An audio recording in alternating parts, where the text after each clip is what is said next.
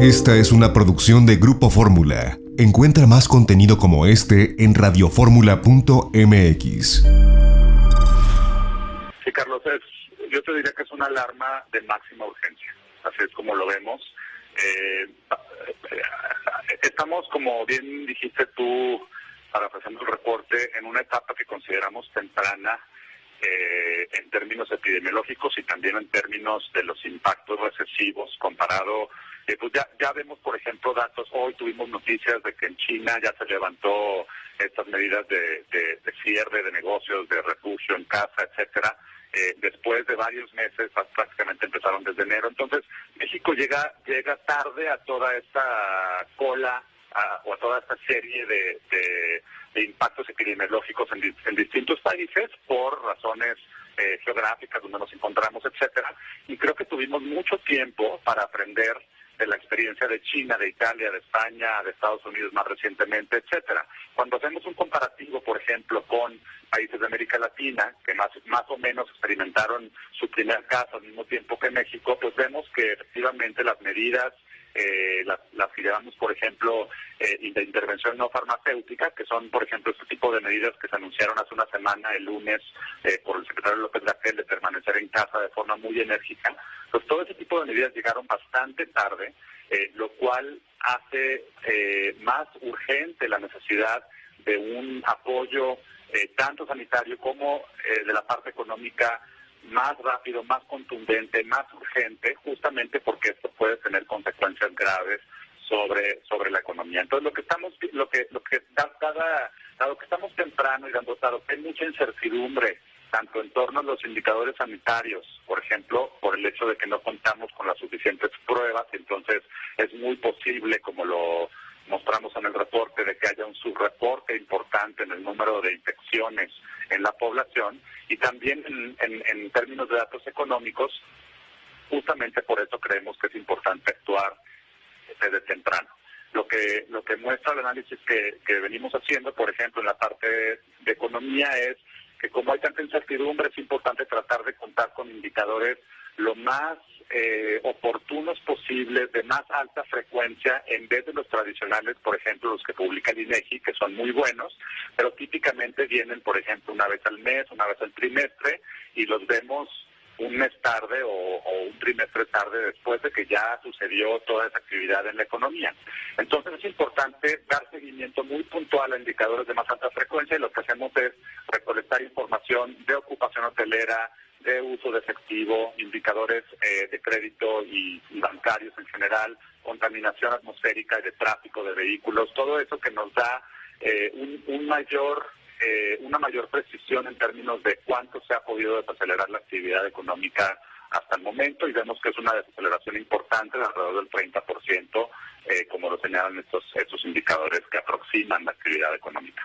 Cuando hablamos de estos indicadores, Adrián de la Garza, director de estudios económicos de Citibanamex, me recuerda cuando el presidente hace apenas unos días hablaba sobre la rebaja o una nueva rebaja de Fitch Ratings a la calificación, a la deuda soberana de Petróleos Mexicanos, y el presidente siempre de forma, digamos, muy espontánea dice, no, ya no es la Biblia. Lo que digan las calificadoras, primero, no estoy de acuerdo, pero bueno, segundo, ya no es la Biblia lo que digan las calificadoras. Y pienso que para quienes están escuchando, Adrián, sería importante nos ayudaras a entender cómo repercute cuando alguien dice, pues mira, eso dirá la calificadora, pero a mí, pues yo pienso, o tengo otros datos, ¿no? O pienso distinto. ¿Cómo implica el que no se estén midiendo bien algunos sectores o estos registros no sean muy precisos? ¿Qué cambia?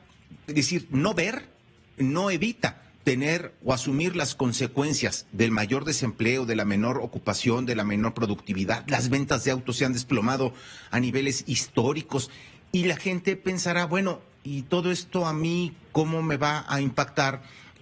No estoy hablando quizá de la persona que está en la búsqueda día a día del sustento en la economía informal, pero quizá de algún empleado formal que tiene un salario. ¿Y cómo nos repercute en términos de los costos en la calle, de las oportunidades perdidas? ¿Cómo le afecta al país este tipo de hundimientos de la economía, más allá de las discusiones de si tus datos me gustan, les creo, no les creo, son simpáticos o no? Mira, como lo interpretamos nosotros, esta actitud del gobierno es básicamente existe lo que nosotros llamamos un falso dilema en el entendimiento de que si hoy, o a lo mejor hace unas semanas, para ser más precisos, impones medidas sanitarias mucho más estrictas, por ejemplo, exigiéndole a la gente que se quede en su casa, esto puede tener un impacto muy severo sobre la actividad económica. Y es cierto, hay que reconocer que en el país hay una proporción de la población muy elevada que vive en la informalidad, que son comerciantes, que no tienen un sueldo fijo y que en ese sentido necesitan de un sustento para poder llevar comida a su mesa prácticamente todos los días. Entonces, ante esa situación que no es única a México, a pesar de que México es una situación de pobreza, desigualdad, informalidad, etcétera, profunda, no es única a México.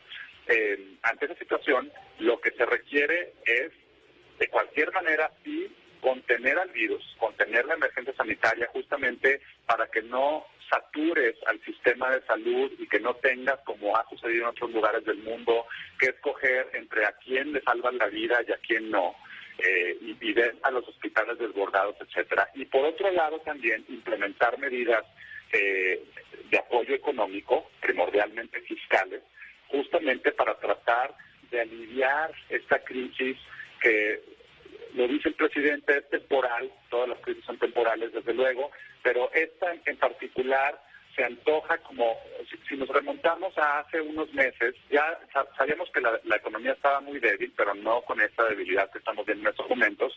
Entonces la situación es efectivamente extraordinaria y hay que tratar de dar el brinquito para llegar a 1, 2, 3 meses, lo que dure la mitigación y que ya no esté el virus activo circulando en la población, contagiando gente. Y entonces prácticamente vuelves a encender el switch de la economía y tratas de hacer como que todo vuelve a la normalidad lo más rápido posible. Ante ese tipo de cosas, países que también tienen altos niveles de informalidad, niveles de pobreza, y también países avanzados han impulsado reformas o propuesto medidas económicas muy contundentes, muy rápidas también, justamente para aliviar tanto a empresas como a hogares en esta situación de liquidez, de solvencia en algunos casos, para hacer frente a pagos que tenemos que seguir haciendo. Por ejemplo, a lo mejor podemos dejar de pagar la renta un mes si nos lo condona el propietario de la casa donde vivimos o el departamento donde vivimos.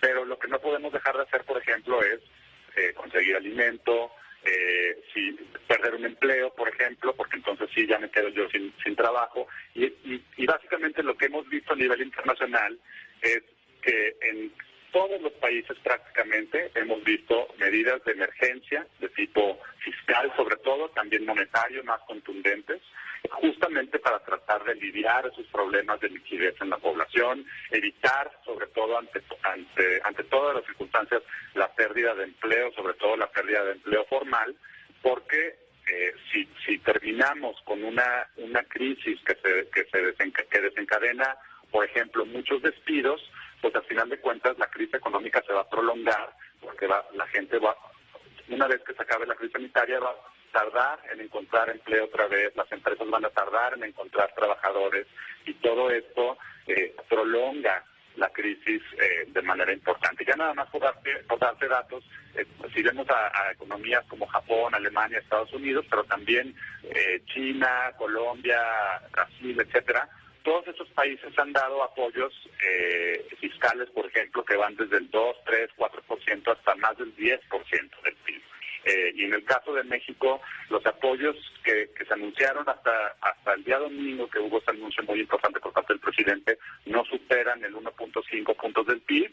Y además, ya cuando nos metemos al detalle, pues por ejemplo vemos apoyos como créditos hipotecarios por el Infonavit y el Fobiste, que desde luego son muy bienvenidos, pero quizás no es la medida más adecuada en medio de una crisis económica profunda, que seguramente hará que la gente no se ponga a buscar una nueva casa o a remodelar su casa en un momento en el que puede perder el empleo o incluso ya lo haya perdido. Entonces, las medidas no nos parecen las más adecuadas, y desde luego la magnitud del apoyo ofrecido y las direcciones en términos de a qué sectores se ofrecen estos apoyos, tampoco creemos que sean los más apropiados.